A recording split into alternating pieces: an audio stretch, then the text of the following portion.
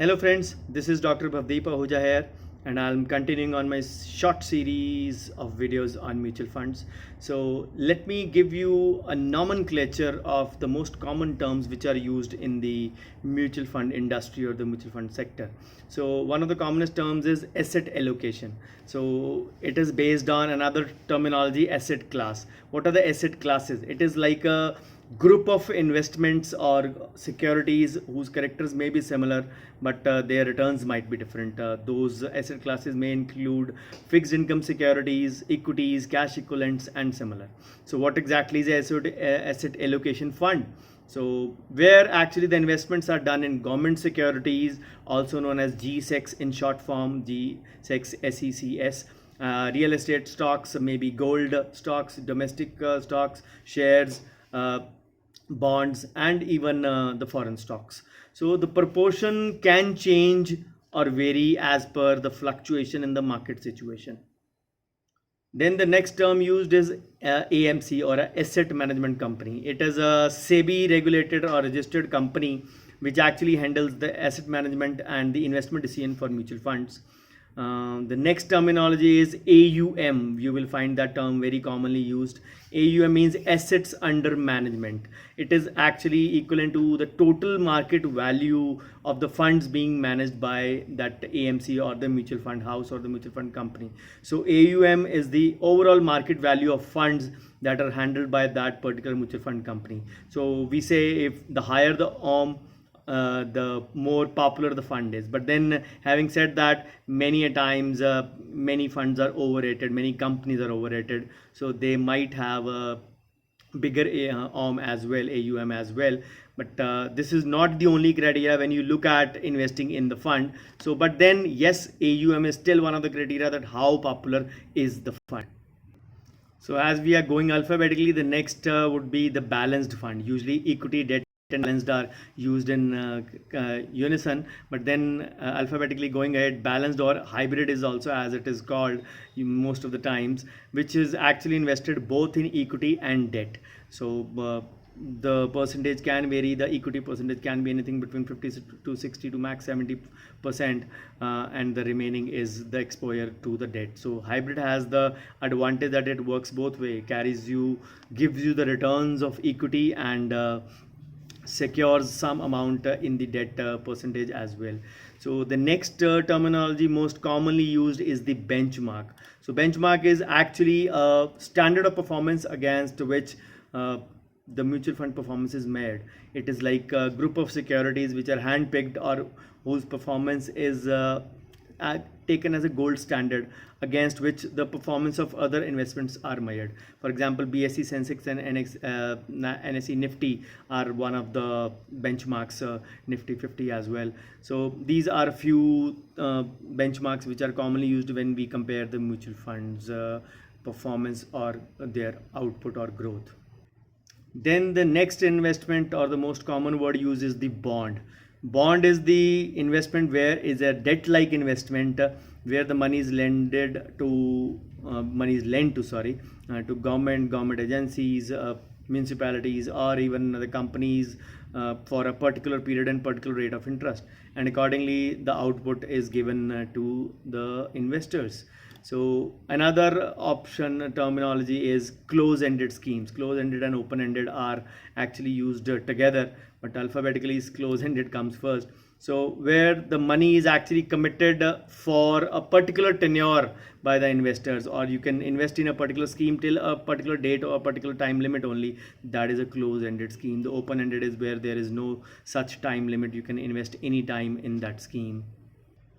The next term used usually is the corpus. The corpus is referred to as the total amount of money that is collected in the scheme by all the investors. We use the corpus word also in retirement planning. What is the corpus? Corpus is the total net worth of amount which has been collected in that scheme, or as per your retirement, as per your corpus.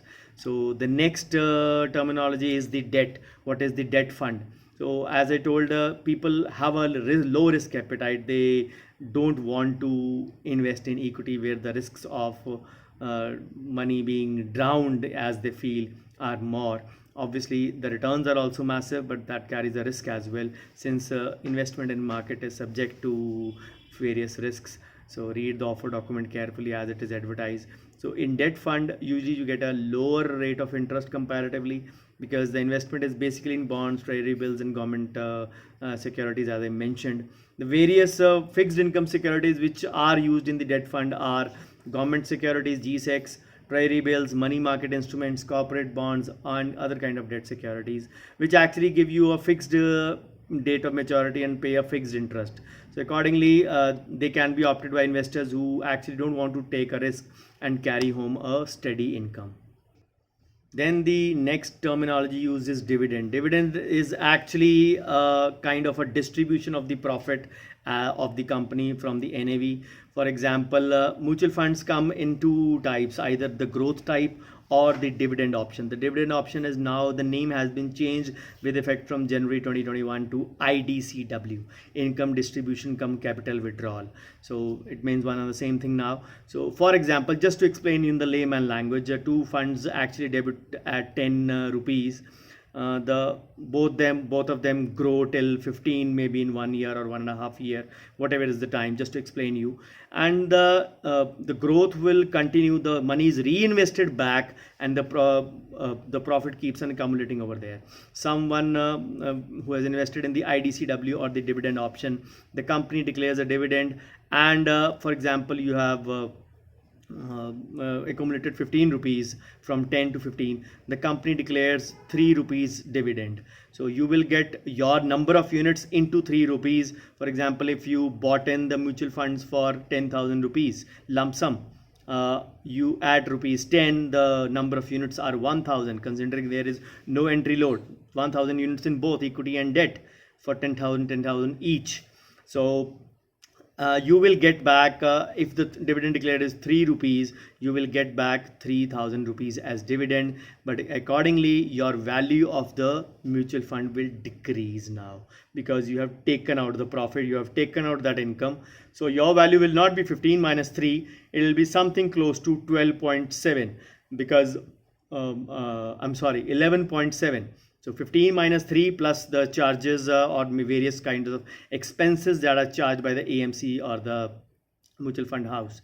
So accordingly, your money will now start growing from 11.7 onwards, whereas the equity will continue to grow at 15. So if you find that certain funds which started at the same time, usually the same company's funds, sometimes the equity option is at 80 rupees and the dividend or the IDCW option is at 20 rupees, because they have paid out dividend at various intervals. Some people find this option lucrative, but till last year, till 2019-20 financial year, dividend was chargeable as tax to the companies.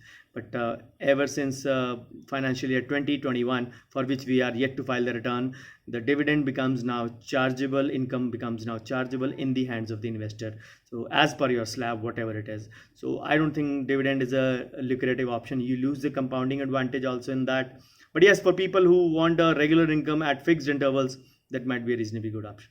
So thank you so much. If you like this video, please do like, share and comment, and I'll be back with the next video where I'll be continuing the terminology pretty soon. Thank you so much.